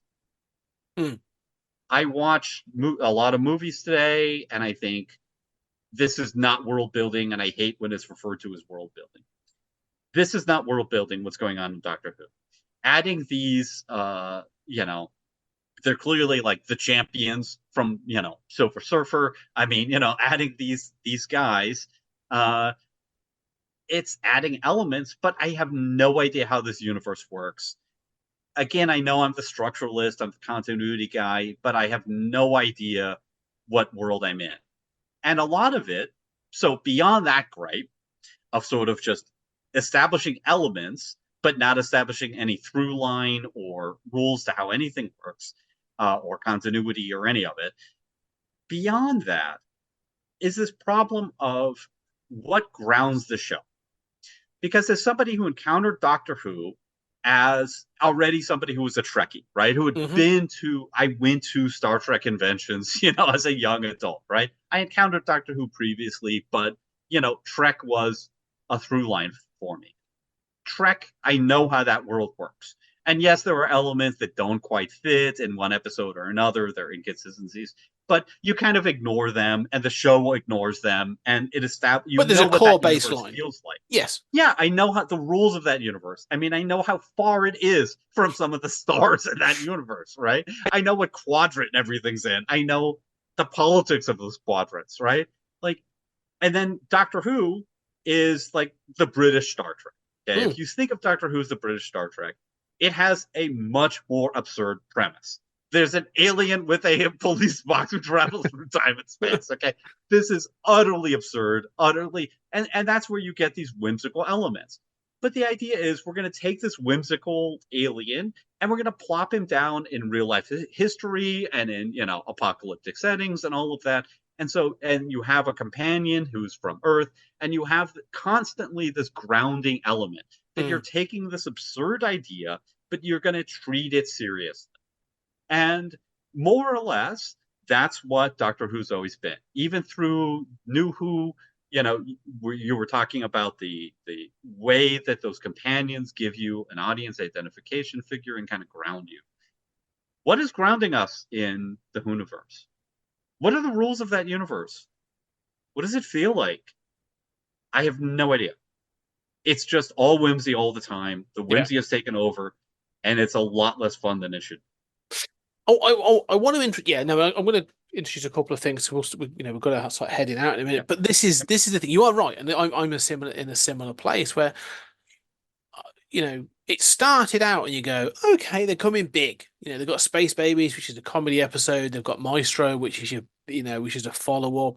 They're going big. They're going to bring it down. Okay, you get Boom, but you're like, okay, they're bringing it down. Cool. All right, I like the episode. There's some good stuff in there. It's a Moffat episode. It has one of the things that I detest because I've been watching we watched an awful lot of Black Mirror, which is personalities in an AI, which kind of bothers me, really does. And then it goes on from there. Then 73 Yards works, but 73 Yards isn't a Doctor Who episode. 73 Yards is almost like, as we sort of said, it's a sci-fi folk horror story. And I'm like, cool, I love all that. That was really cool. It's got fairies in it. Talks about supernatural. Interesting. But that tells me where the Doctor Who is going, which means there is no grounding. I agree. I like that episode. That's the only episode I like of the current stuff. But you're right. No explanation. No. But one of the things that's interesting about is the Gatwa Doctor is all energy. He's sort of like the Matt Smith kind of energy. He's flamboyant, he's fun, and he's got the energy, and he's working stuff out, and he's kind of always there. But he's got this emotional thing. Like everything's about emotion, and it's about sort of doing the right thing about your emotion. And I think he cries in almost every episode. And I'm not saying that I'm a macho man and you can't cry. No. Going back to back to what Davey's done best, those specials, especially that last one, where Tennant is working and goes back and sees Donna's wedding, and he gets saluted by her granddad. That fucking ruins me. Like that's just, it's like a payoff of everything, and you're just sort of like, that absolutely destroys me. But even like with the whole thing of when Amy Pond makes me cry. Like the show makes me cry like repeatedly, and I've got no problem with like tears being in the show, but it's got to have value, it's got to have weight, and it's got to have purpose. It's like what I said about his anger. When the Doctor gets angry, when the Doctor goes quiet, you're in for something. Like when like you said, like with the Tennant Doctor, when the 10th Doctor sort of stops, or he'll say like, I don't know what to do. Like, I don't know how to solve this one. Like, you panic because you're like, well, what do you mean you don't know how to solve this one? Like, that's what you do.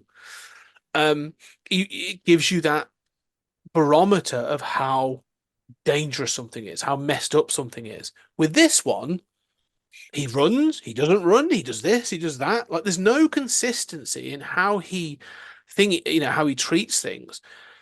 But the other thing is, we keep getting information from Ruby Sunday. Like in that Maestro episode, she says, like, you don't run. Hang on, we don't know that. We've seen one episode. You always come up with a plan. What do you mean you always comes up with a plan? We know the Doctor does, but I've not seen this Doctor do it yet. Like how many episodes? And she acknowledges, I think it's meant to be 6 months that they've been together, and you go, Christ, well, I've not seen that 6 months. How do I know? In those 6 months, she hasn't been to an alien planet, because in Boom, it's established that's the first alien. So what have they been doing for 6 months? Yeah, and beyond. Yeah, I don't know. It's so sort of like scattershot.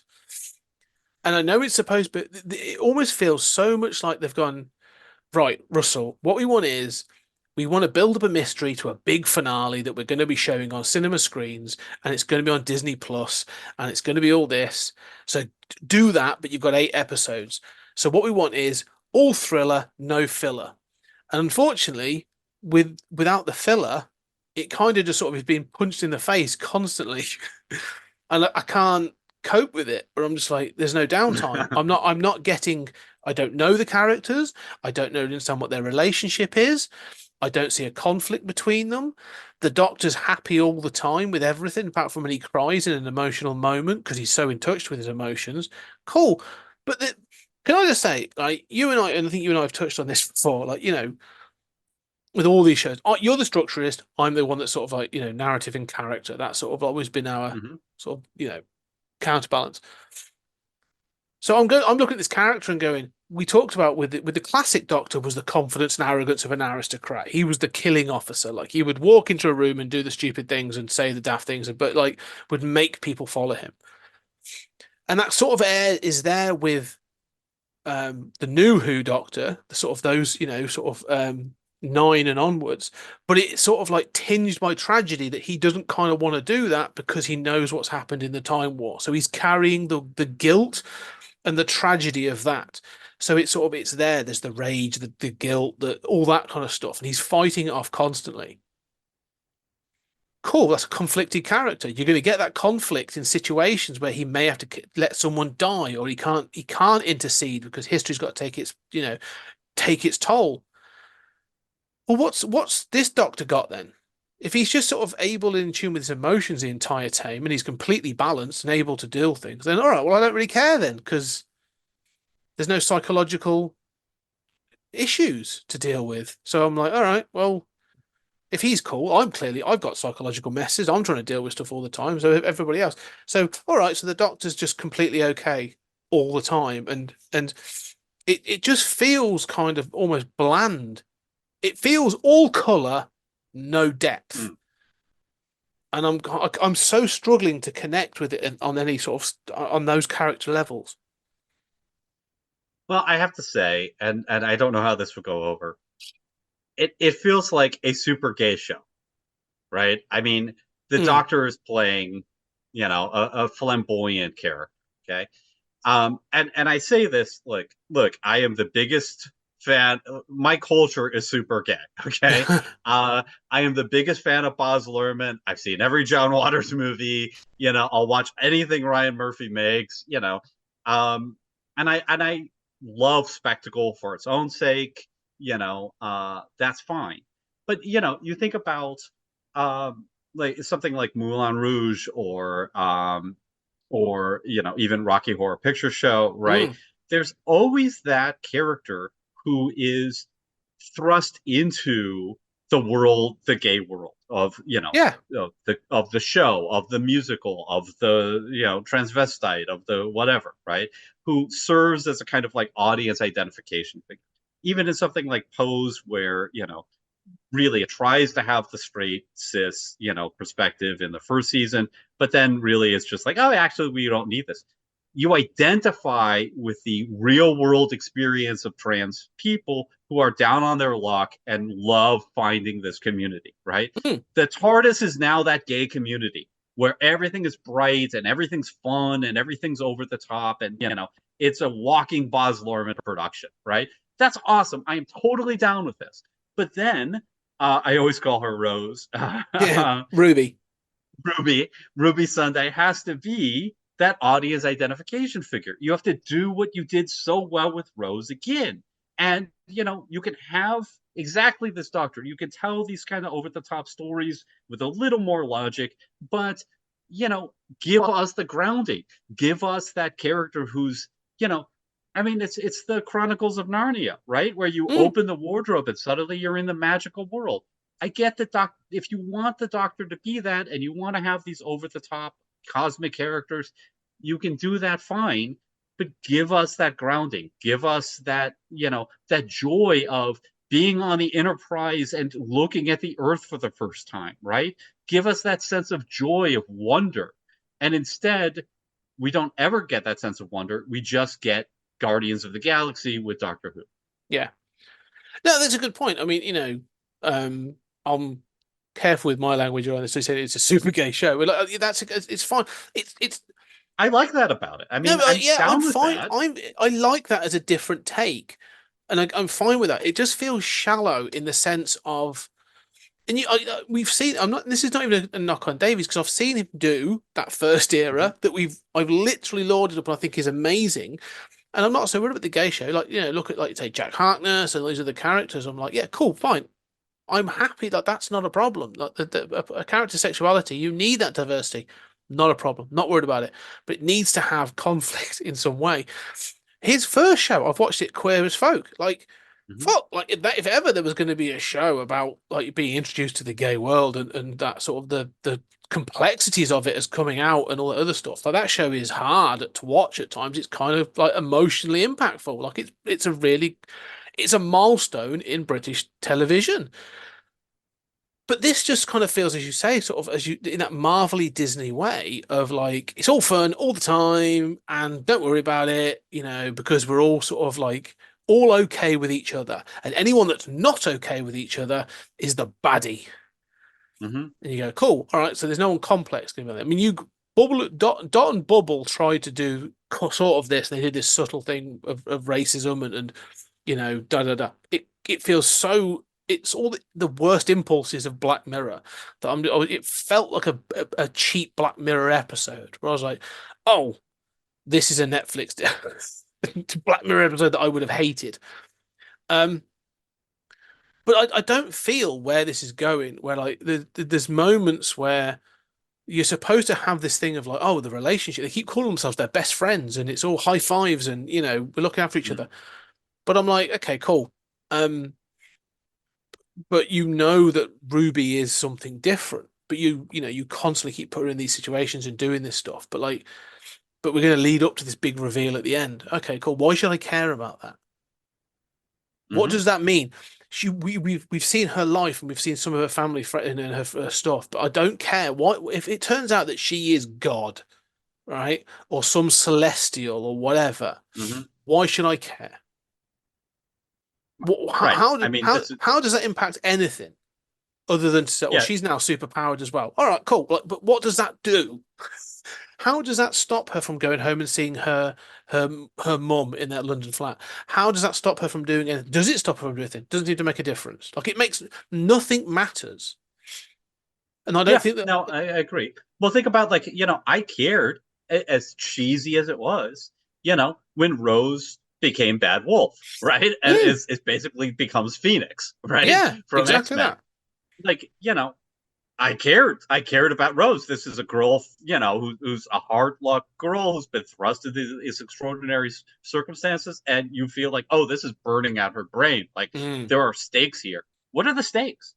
There's no stakes if there's no foundation. There's no stakes if there's no actual world building, and there's no stakes if there's no, to put it in your terms, if there's no characters. No, if the characters are just, performances. Ruby is a blonde MacGuffin. Yeah, she's a blonde MacGuffin. That's it. She has no depth of character. I don't see her any different from any other companion. At one point, I referred to her as like Rose Oswald. Like she's a blend of like Clara Oswald and Rose. She's got the mystery of Clara Oswald, but like she's the blonde young woman Cockney of Rose Tyler. That's it. We were talking about something else, and I said, like, where is that Spielbergian moment of wonder, right? Like, you get it in the original Davies stuff, right? I mean, this is the chance to reintroduce Who to an audience, and I know you don't want to disregard continuity. That's fine, but you need to have these moments of wonder, and just having her look at an alien, sky and go, that's amazing. That is, that's not a moment of wonder, right? Yeah. I mean, we need to be introduced to these elements. And, the Doctor, if he's going to be this character, which I'm totally fine with, great performance, we both agree, he needs to be a dangerous person who's near those celestial crazy characters himself. I mean, and we need her to say that. Like, you say you're scared of them, you're all the same to me, right? Yes. I'm a human. Like, you are exactly like them. How do you not perceive this? This is where we haven't There's had no psychological realism. We no. talked about that. Where is that?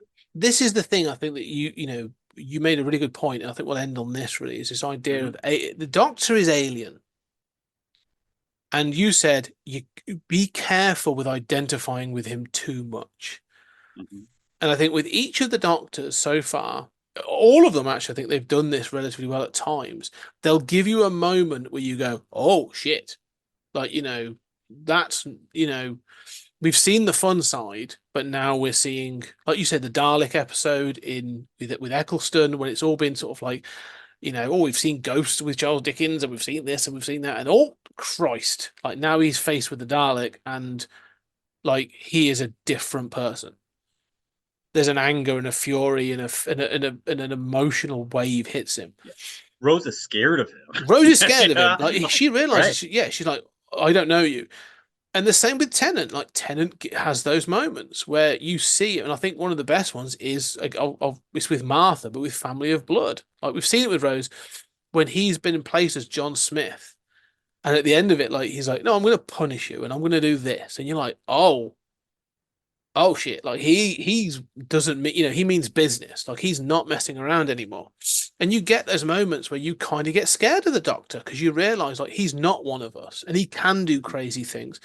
Matt Smith does it with what's it the box thing where it's sort of like again there's you get Rory goes through time, but you also get the Doctor sort of like takes on like all of them. He's like appears like Stonehenge or whatever, and he's like, no, I'm going to take on all of them. Yeah, Everyone's because going, I am the Doctor, and yeah, that is a name that strikes fear across the cosmos, right? yeah. Where you're like, oh, I thought this was fun. Oh yeah, he's an alien. He's dangerous. And there is He's one where I there. think when they kidnap the Ponds, he kidnaps Stacey, and he stood on a Cyberman ship, and they're like, well, what are you intending to do? And all of a sudden, out of the porthole, you just see several of these spaceships explode. And he's like, I've already done it. And you're like, oh crap. Like, and Capaldi has the same. Like you with him willing to die and punch his way through that diamond wall again and again. Like, and you're like, this is an alien being of immense intelligence and power. And I feel that. And again, I think, with the Timeless Child and partly in Flux, you get, I think, some of that with Whitaker. Like, but you've had that again, where you're like, yeah, these aren't human. You fall for it because the Doctor looks human and will interact and say stupid things like, fam, or, bow ties are cool or whatever. But at their double heart, they're different. They're alien and they're willing to do shit to make a difference. And I've not seen that with Ncuti Gatwa yet. That moment of going, like, there's kind of it in the most recent episode, Rogue. There's a little bit of that, like a glimpse of it, but there's not that thing of Ruby going, as you said, you're not. I thought you were like, it almost says that I saw you as my safe, flamboyant, gay friend, and we went on these adventures and all this other stuff. Like, I saw you as that, but all of a sudden, I'm now seeing you are this, next level. What's this? He says it in Boom, doesn't he? Sort of like, I'm a higher level, higher dimension being. Like, show me that you're going to do something that's higher dimension, that's actually going to be kind of intimidating and scary, because that's who the Doctor should be. Yeah, and again, this lack of psychological realism, like the reaction of the companion should be, right, you're just like the Maestro. Yes. There is no distinction, right? From a human perspective, you're an extra dimensional being. You who have lived thousands of years, and flies around in a spaceship that's a box. Like, you can travel time and space. I mean, it's like talking to somebody who's a billionaire and they're like, well, I'm scared of that guy. He's got tens of billions. And you're like, what is the difference? I'm paying my bills month to month, right? Like, and I don't know why Davies of all people has forgotten this. And all I can guess is that, and I love Davies. I'm not trying to Mm. trash the new Doctor Who. I wish it well. I want it to have all the success in the world. I'd like it to course correct, but I wish it well.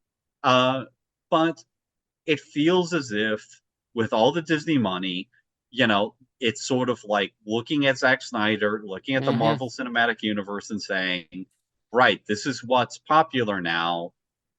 The kids don't care about Yeah. story. They don't care about They want the flash and audience the bang. identification. Yeah. Yeah.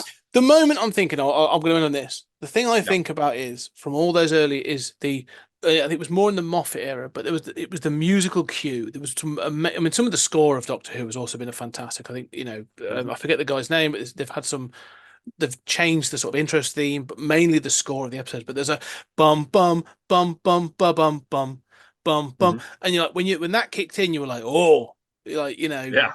shit got real. This is like that's it kicking up a He gear. found his mojo, right? He's not fooling around anymore. That's it. And I'm like, I need a bum bum bum a moment. I need that. And I haven't had it yet. And I'm sort of like everything's sort of like fun, but kind of on cruise control at the moment. And I'm like, yeah, all right, we'll see.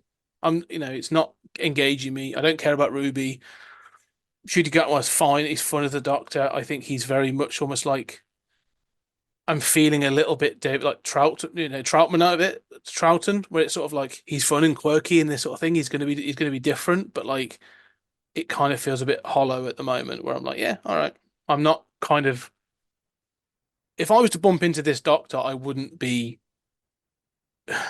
it's not to say impressed, but I wouldn't be in awe in the same way that I would have every other Doctor. Like where you're like, oh shit, they're in charge, and they're the one to follow. Would you feel safe going on the TARDIS and becoming his companion? I mean, or would you be like, you're questionably sane? Oh no, I'd feel safe. Like I'd go with him because I'd be like, yeah, you're cool. Like I'm happy to go with you. And but like it's that thing of like you say, when you stepped into the TARDIS with the others, it felt like a risk. Do you know what I mean? Like you're stepping in with like you're stepping in with Merlin. Do you know what I mean? Like you're stepping into a different world. Now it feels like I'm hopping in a cab with my mate to go out on a sort of like relatively safe adventure. Like I don't feel like there's anyone going to be particularly unsafe in any of these. Yeah, I mean, I related to Harry Potter, right? And the first, and I'm not a huge Harry Potter fan, but the first book is sort of similar to this arc, right? Where my parents aren't my parents, right? And I'm going to go into the wizarding world, and it's a brand new world. It's magical. It's totally different. Where is any of that? I mean, this is just like let's skip to let's skip to the fun parts. Nobody wants to see that shit. Let's just skip to all of the fun parts of the Moffat stuff. And I don't know what it's about. Yeah, I agree. I think that's it. Anyway, we shall end there. All right. We will wrap up. Here's to the future. Yes. We shall see. Yeah. Well, if you want to hear us talk more, we talk more Doctor Who on Stories Out of Time and Space way back in a couple of years ago. So go check those episodes out. We talked about Classic Who, a story from each of the classic Doctors. And we're doing a whole bunch of other stuff. And go check out the Patreon, because not only is it my 30-minute thoughts and trekking through the Twilight Zone with Julian, but we're also doing some side episodes for Stories Out of Time and Space and our Apocalypse season. We've just done the whole Mad Max saga, and now we're off into a different kind of whole set of other films as well. So go check this out. But for now, Julian, thank you very much. It's my pleasure. I love 20th Century Geek. It's the beginning of all of it, and you're so smart, and I always learn from this show and this podcast. So thank you for being you, and here's to another great run. Yeah. Two grumpy men getting grumpy about Doctor Who. Anyway, yes, thank you. And ladies and gentlemen, thank you very much. And we shall see you on the next episode.